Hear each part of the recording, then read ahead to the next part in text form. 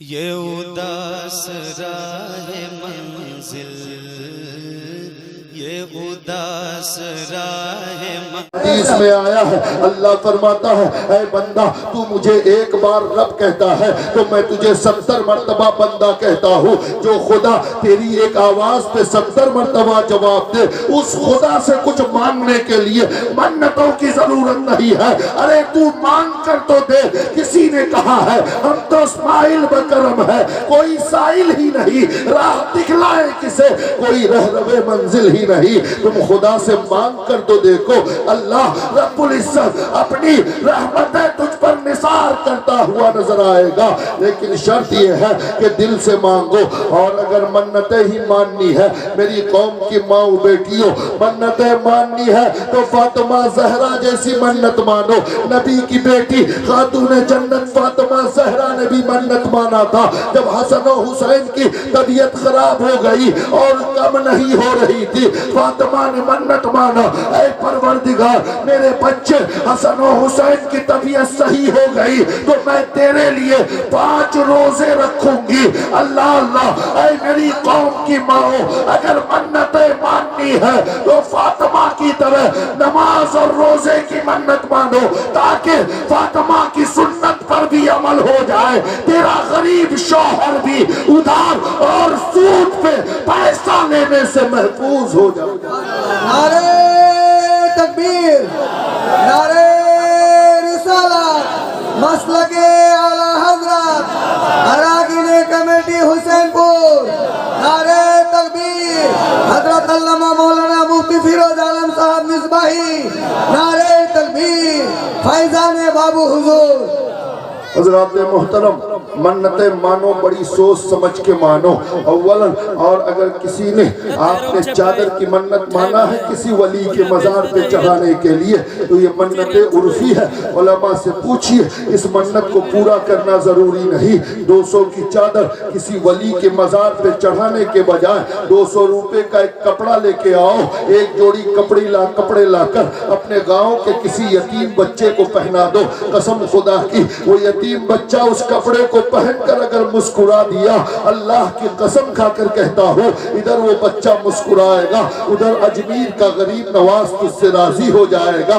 اس لیے کہ غریب نواز نے یہ نہیں کہا تھا کہ میری مزار پہ چادروں کا آسمان بنا دینا، ہاں یہ ضرور کہا تھا کہ غریبوں، مسکینوں، مزدوروں، بیواؤں اور پریشان حال لوگوں کی میرے نام پہ مدد کرنا۔ حضرات محترم، یقیناً غریب نواز کے مشن پر عمل کرو، بزرگان دین کے مشن پر عمل کرو۔ یہاں چادروں کا آسمان بناتے ہو، جانتے ہو جب مزاروں میں وہ جاہل اور گوار قسم کا مجاور جو رہتا ہے اپنی چادر لے جاتے ہو چڑھانے کے لیے، اپنی آنکھوں سے دیکھو۔ اللہ اکبر، اجمیر پہ لے گئے کسی بھی مزار پہ، اجمیر شریف اور اکثر مزاروں کا جو مجاور ہوتا ہے وہ جاہل اور گوار ہوتا ہے۔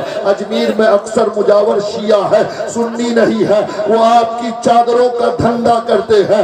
آپ نے عقیدت میں چادر چڑھایا لیکن آپ کی عقیدت کو تجارت میں بدلتے ہیں۔ ادھر چادر آپ چڑھائے، آپ کی چادر 1 منٹ بھی رہنے نہیں دیتا، وہی چادر اتار کر آپ کی نگاہوں کے سامنے دکان میں بیچ دیتا ہے۔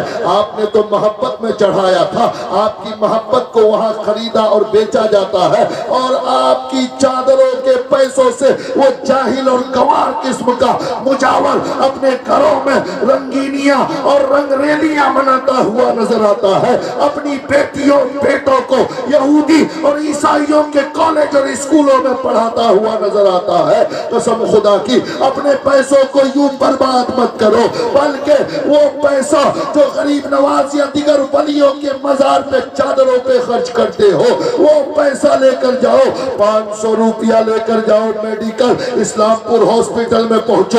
بہت سے ایسے غریب مریض ہے جسے 500 کی دوا خریدنے کی اوقات نہیں ہے، اللہ اللہ چپکے سے 500 کی دوا خرید کر اسے دے دو۔ وہ غریب مریض تمہاری دی ہوئی دوا کھا کر جب صحیح ہوگا اور اپنا ہاتھ دعا کے لیے اٹھائے گا، ہاتھ نیچے آنے سے پہلے خدا۔ حضرات محترم، قسم خدا کی دوستو، آپ دیکھیے آج موبائل کی لت ایسی ہے، موبائل کا ایک صحیح استعمال بھی ہے اور ایک غیر غلط ہر چیز کا صحیح اور غلط استعمال ہوتا ہے.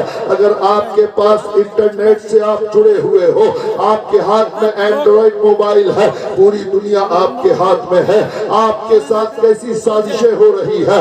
آج کا جو ہندوستان آپ کے لیے تیار کیا جا رہا ہے بڑا خطرناک ہے.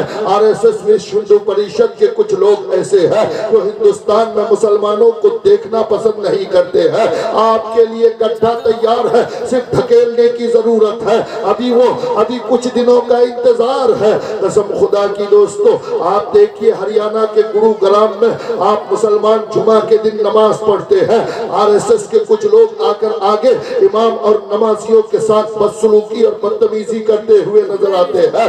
آپ کے قریب 150 کلومیٹر دور تری پورا میں آپ کے بارڈر پہ آپ کے علاقے سے سٹا ہوا علاقہ تری پورا میں آپ کی مسجدوں کو جلائی گئی, آپ کے قرآن کے نسخوں کو جلایا گیا, آپ کی بہو بیٹیوں کی عزتیں پامال کی گئی, اللہ کے نبی کی شان میں گستاخیاں کی گئی, مسلمانوں کو مارا اور کاٹا گیا. اللہ اکبر. لیکن ہمارا نوجوان ہے جو صبح سے شام تک اینڈرائڈ موبائل پہ لگا رہتا ہے. ہمارا نوجوان ہے دن بھر میں 400-500 روپیہ کما کر پتی کے بگانوں سے آ کر شام کو کچا کالی مارکیٹ میں جا کر وہ 500 روپے میں سے 300-400 روپے لوٹری کا ٹکٹ کاٹ کر خود کو غربت کے گلے میں ڈھکیلنے کی کوششیں کر رہا ہے, اپنے لیے زمین تنگ کر رہا ہے. اے میری قوم کے نوجوانوں, اپنے پیسوں کو بچاؤ, قسم خدا کی اپنے پیروں کو مضبوط کرو, ورنہ وہ دن دور نہیں ہے کہ تری پورا کے حالات تمہارے سامنے بھی پیش ہو. اگر عزت چاہتے ہو, وقار چاہتے ہو, اگر سربراہی چاہتے ہو, بادشاہ چاہتے ہو, وقار کی زندگی چاہتے ہو, تو آؤ نبی کے نقش قدم پر آ جاؤ, بزرگان دین کے طریقے پر آ جاؤ. تب جا کر تمہارا وقار بحال ہوگا, تمہاری عزتیں پامال ہونے سے بچیں گی. حضرات محترم, یقیناً ہماری قوم کا نوجوانوں کی حالت یہ ہے کہ آج, اور ہمارے لوگ بھی ہیں جانتے ہیں آج مسلمان بدحال کیوں ہے. آج پوری دنیا کی آپ تاریخ اٹھا کر دیکھیے, وہ قوم کبھی ترقی نہیں کر سکتی ہے جس قوم میں تعلیم کی کمی ہو. اگر علم کی کمی ہے تو آپ ترقی نہیں کر سکتے. علم کے بغیر ایک جانور کی طرح آپ زندگی گزار سکتے ہیں پیٹ بھر کر, لیکن زمانے میں ترقی کرنا چاہتے ہیں تو علم کی ضرورت ہے, تعلیم کی ضرورت ہے. علم سے مراد صرف مولوی, عالم, مفتی, محدث ہونا نہیں ہے. علم چاہے دین کا ہو چاہے دنیا کا ہو, لیکن علم ضروری ہے ترقی کرنے کے لیے. میں آپ سے کہتا ہوں, آپ فالتو خرچ کرنے کے بجائے آپ ہفتے میں ایک دن, آپ مہینے میں ایک دن گوشت اور مچھلی کھائیے. 29 دن کا پیسہ بچا کر اپنے بچوں کو ڈاکٹر, انجینئر, IAS, IPS بنائیے. ضرورت ہے آج کے ہندوستان میں, اس لیے کہ ان قریب وہ دن آنے والا ہے. نوٹ کر لو میری بات, آج سے 10 سال کے اندر اگر آج کا ہندوستان کا وہ سماج جس ہندوستان کو جس جگہ پہ لے جانا چاہتا ہے اگر وہ کامیاب ہو گیا تو 10 سال میں تمہارا کیس لڑنے والا کوئی غیر مسلم وکیل تمہارا کیس نہیں لڑے گا, غیر مسلم ڈاکٹر تمہارے علاج سے انکار کر دے گا. آخر وجہ کیا ہے میرے دوستوں اور بزرگوں؟ آپ بہت دور نہیں, جلپائی گوڑی میں جائیے, وہاں لا کالج ہے. میرے ایک جان پہچان والے آدمی کا ایک بیٹا کا ایڈمیشن ہوا, اس کو لاج چاہیے, کرائے پہ روم چاہیے. اسی جلپائی گوڑی میں وہ جب روم لینے گیا, جب نام پوچھا آپ کا نام کیا ہے, جب سنا کہ محمد احمد یا غلام غوث وغیرہ مسلمانوں والا نام سنا, تو ڈائریکٹ کہتا ہے مکان مالک کہ تم ہم مسلمانوں کو روم بھاڑے پہ نہیں دیتے ہیں. حضرات محترم, یہ آج ہے, آپ اکثریتی علاقے میں ہو, جو اقلیت میں جو علاقے ہیں وہاں آج بھی آپ کو روم کرائے پہ دینے سے انکار کر رہا ہے. 10 سال کے اندر وہ ماحول پیدا ہوگا کہ آپ کا کیس کوئی غیر مسلم وکیل, آپ کا علاج کوئی غیر مسلم ڈاکٹر کرنے سے انکار کر دے گا. اس لیے اس دن کے انتظار میں مت رہو, بھوکے رہو, غریبی سے دوچار رہو, مزدوری کرو, مٹی کاٹو, ہل جو تو پتیاں توڑو, پیسہ بچا کر اپنے بچوں کو ڈاکٹر, انجینئر टीचर बनाओ, ताकि कल तुम्हें कहने वाला ये कोई ना हो, तुम्हारा बेटा खुद तुम्हारा इलाज करे, हमारे समाज का वकील हमारा केस लड़े, हम दूसरों का मोहताज ना हो, दुनिया हमारे बच्चों का मोहताज बनती हुई नजर आए। सुभान अल्लाह, बहुत हक है।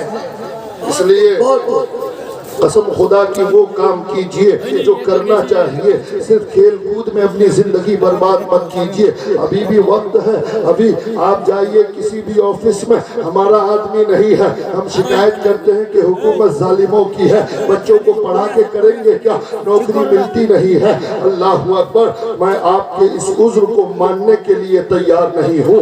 आप गरीबी का बहाना नहीं कर सकते हैं, हुकूमत जालिम है तो क्या हो गया, लेकिन आपके अंदर अगर क्वालिटी होगी, आपके अंदर अगर इल्म होगा, सलाहियत होगी, तो इसे मजबूर होकर आपको नौकरी देनी पड़ेगी।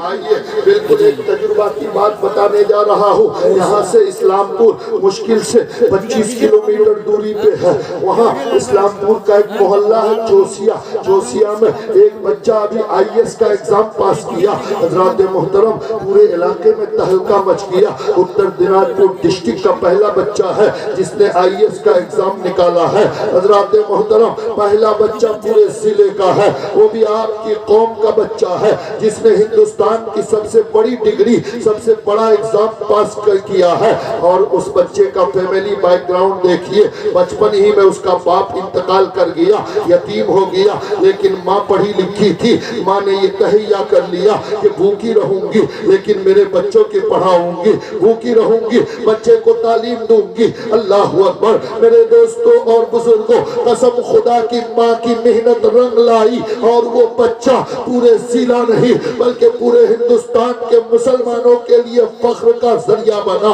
अल्लाह अल्लाह, आज जो कौमें हमसे नफरत करती है, मैंने देखा उस बच्चे ने जब पास किया, घर में मिलाद का प्रोग्राम रखा, जब हम वहाँ पहुँचे तो हमने देखा इस्लामपुर के बड़े बड़े मारवाड़ी, बड़े बड़े बंगाली जो बज़ाहिर मुसलमानों से नफरतें करते हैं, लेकिन उस मुसलमान बच्चे के दरवाजे पे फूलों का हार लेकर उसका इस्तेकबाल करता हुआ नजर आया। हजरात मोहतरम, आप अपने बच्चों को काबिल तो बनाओ। आज जो लोग आपके बच्चों से, आपसे नफरत करते हैं, कसम खुदा की, कल वो लोग आपके बच्चों को अपने हाथों से अच्छी जगह पर बैठाते हुए नजर आएंगे।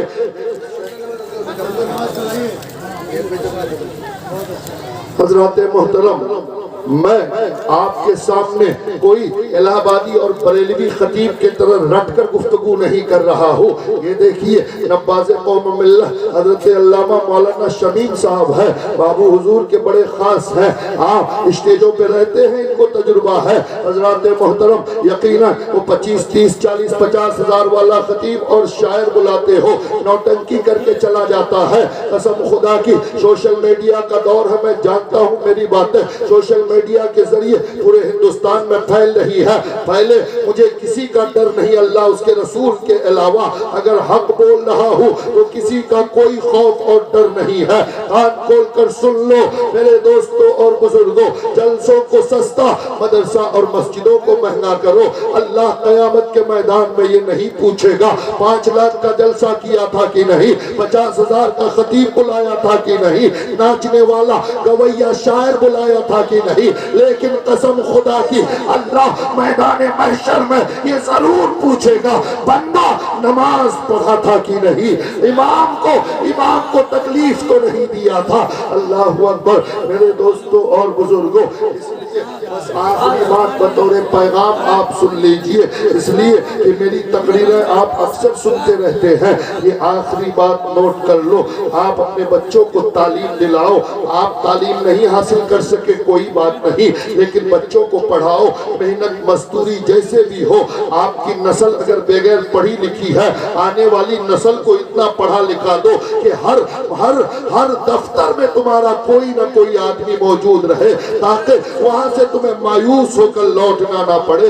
और जब तक तालीम नहीं होगी, कोई दुनिया की कौम तरक्की नहीं कर सकती। बड़े अफसोस की बात यह है कि आज हम करामतें सुनने के आदी हो गए हैं। गौसे आजम ने मुर्दा जिला दी, زندہ کر دیا، واہ واہ نعرہ لگتا ہے۔ اس میں کوئی شک نہیں کہ غوث نے مردہ زندہ کیا، لیکن غوث کی سیرت کو بھی دیکھو کہ غوث اعظم 40 سال تک عشاء کی وضو سے فجر کی نماز پڑھے۔ غوث کی سیرت کو بھی دیکھو کہ غوث اعظم 17 سال تک برج عجمی میں بغیر کچھ کھائے پیے خدا کی عبادت کیے۔ غوث کی سیرت پر بھی نگاہ ڈالو کہ غوث اعظم 15 سال تک ایک رکعت نماز میں پورا قرآن ختم کیا۔ اس کو کیوں نہیں دیکھتے ہو؟ صرف مردہ جلانا دیکھتے ہو، صرف 12 سال کی کشتی نکالنا دیکھتے ہو۔ کرامت اولیاء کی حق ہے، لیکن کرامتوں سے زیادہ ان کی سیرت کے اس گوشے کو دیکھو جس سے فلاح و بہبود کا سبق ملتا ہے، خدا سے قریب ہونے کا سبق ملتا ہے۔ حضرات محترم، اور تعلیم بہت ضروری ہے۔ جو غوث ماں کے پیٹ ہی سے حافظ قرآن بن کر نکلے تھے، وہ غوث بھی علم حاصل کرنے کے لیے ہزاروں کلومیٹر دور کا سفر اختیار کیا۔ حضرات محترم، بس آخری بات سنیے کہ تعلیم کتنی ضروری ہے۔ تعلیم کے بغیر انسان ترقی نہیں کر سکتا ہے۔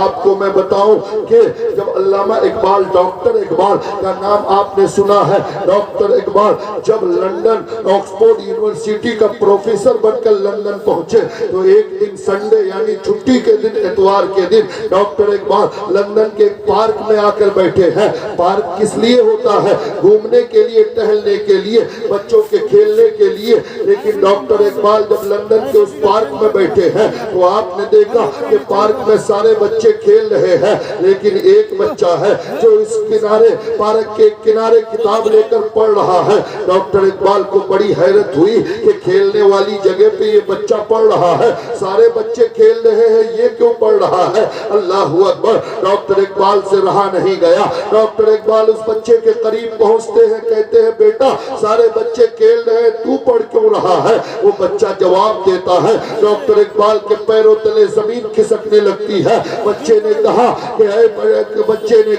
اے پوچھنے والا، میں اس لیے پڑھ رہا ہوں، اور بچے کھیل رہے ہیں کھیلیں، میں کھیلنے کے لیے پیدا نہیں ہوا ہوں، مجھے پڑھ لکھ کر بڑا ہو کر اپنی قوم کو بچانا ہے، اس لیے کہ اس دنیا میں میری قوم کی تعداد بہت کم ہے، میری قوم بہت چھوٹی ہے۔ ڈاکٹر اقبال نے کہا تم کس قوم کا ماننے والا ہو؟ کہا میں یہودی قوم کا ماننے والا ہوں، میری قوم کی تعداد بہت کم ہے، اگر میں کھیلنے میں زندگی گزار دیا تو دنیا میری قوم کو تباہ کر دے گی، مجھے پڑھ لکھ کر پوری دنیا میں اپنے قوم کو سب سے اوپر لے جانا ہے۔ اور آج آپ تاریخ کا مطالعہ کیجئے، پوری دنیا میں صرف 70 لاکھ یہودی ہے، صرف 70 لاکھ، اور پوری دنیا میں یہودیوں کا ایک ملک ہے، وہ بھی فلسطین کی زمین پہ قبضہ کر کے ایک چھوٹا سا ملک یہودیوں کا ہے۔ اگر آپ ہاتھ کی ہتھیلی کو بنائیے، اوپر قلم سے ایک بندی دیجئے تو اس بندی کا